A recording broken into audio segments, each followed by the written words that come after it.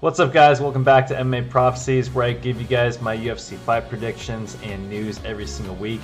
If you guys love the UFC or MMA, go ahead and hit that like and subscribe button. But right now, I'm about to give you guys my reaction to UFC 298. That was honestly a pretty solid card, pretty exciting fights, and I'm just going to go over the main event. Overall, we went 8 for 10. We lost the Valentin Woodburn versus Oban Elliott. I didn't really know much about that fight going in, but I did pick Valentin. You know, just not a lot of history on those guys or reputability. So I didn't really put too much weight on that. But Alexander Volkanovski, I did say that Ilya was dangerous, but I did think Alexander was going to win. But yeah, it's all good. I'll talk about that in just a moment.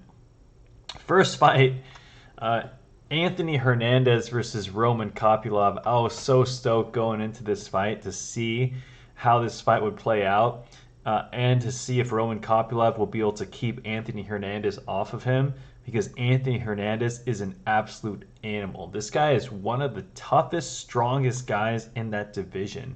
I've never seen someone so relentless with the takedowns and someone who can drain his opponents like that consistently. Roman Kopylov was looking pretty decent on the feet, but even then, it was hard for him to keep Anthony Hernandez off him. Hernandez was landing plenty of punches just moving forward, and Roman Kopylov did stop his takedowns for that first round, but we've all seen Anthony Hernandez, even if he gets his first takedown stuff, he just keeps going and going and going, and he just wears you out, man. And for him to do that to Roman Kopylov was impressive. I did pick Anthony Hernandez to win. I did think if Roman Kopylov was going to win, it was definitely going to be a knockout. There was no way I think he could survive 3 rounds with Anthony Hernandez on him. But yeah, Fluffy just took him down in that second round.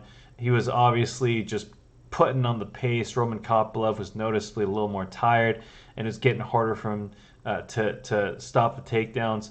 Eventually, Anthony was able to chain his takedowns, lock his hands, get him down, and sink in that rear naked choke.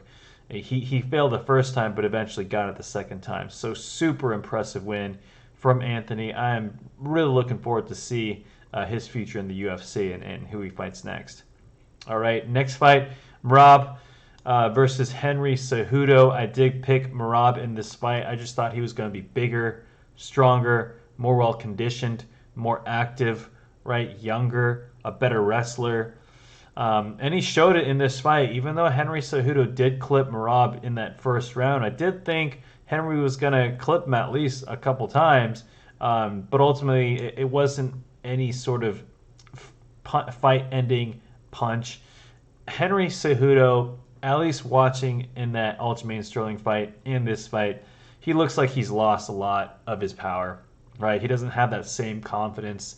Plus, he's in a much bigger division, right? I mean, he was fighting at 125 earlier. Now, not only are the guys bigger and more conditioned, but he's just smaller. You know, and he ultimately couldn't keep Merab off of him. Merab doing what he does, just chaining takedowns, activities, stuff in the clinch, right? Elbows, knees, going for that guillotine, and then in that first round, and then picking up Henry Cejudo and slamming him right near where Mark Zuckerberg was. So super impressive win by Merab. He did look a little bit more tired than usual. I think it was because of the rough weight cut, as you all heard about. He was obviously struggling during that interview. But solid win by Merab. Man, he's definitely a title contender with his activity. So I'm definitely looking forward to see him as well. He looked impressive. All right, next fight, Ian Gary versus Jeff Neal. I did ultimately think Ian Gary was going to win. I didn't think it was going to be easy by any means, because Jeff Neal was a big step of competition.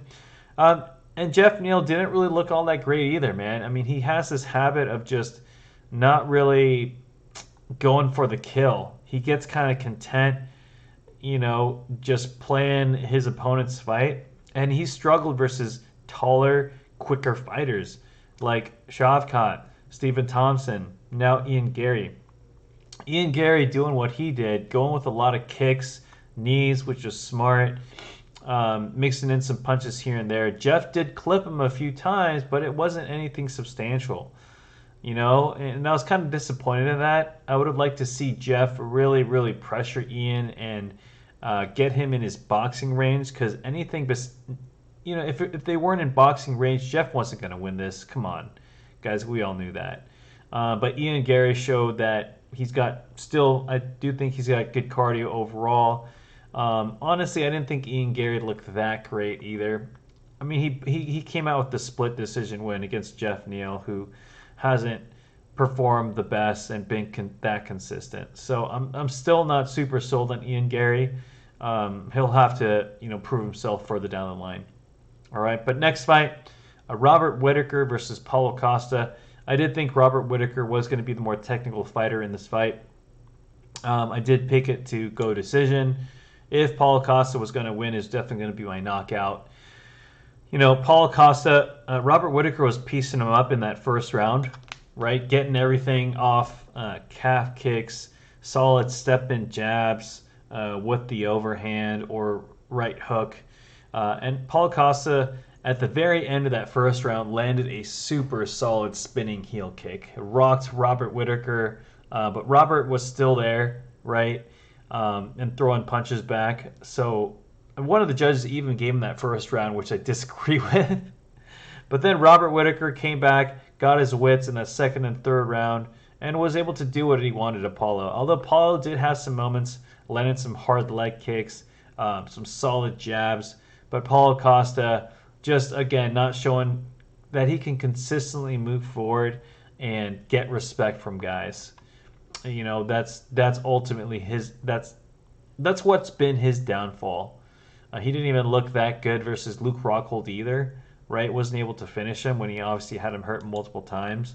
So Paulo Costa has yet to really, be really impressive for quite a while now. But yeah, nice win by Robert Whitaker. Solid. I did think he was gonna edge this one out. All right, last fight. Ilia Topuria versus Alexander Volkanovski. Volkanovski looked super confident going into the ring, right? Ilia looked a little bit nervous, I'm not going to lie. Alexander, even though he looked confident, when they were in the ring, you could tell that Ilia was the more imposing figure. He was taking the center. He kept Alexander up against the fence almost the entire time, or on the outside. Alexander was landing a lot of kicks, some punches here and there, but the problem was he was leaving his head back and keeping his chin up when he was moving back. And so what happened was Ilia, although he lost that first round, he was landing some solid calf kicks too, by the way. Super, super solid game plan and super solid game from Ilia Topuria. But you can just tell he was taking his time, right, until he was able to get close and ultimately clip Alexander in that second round.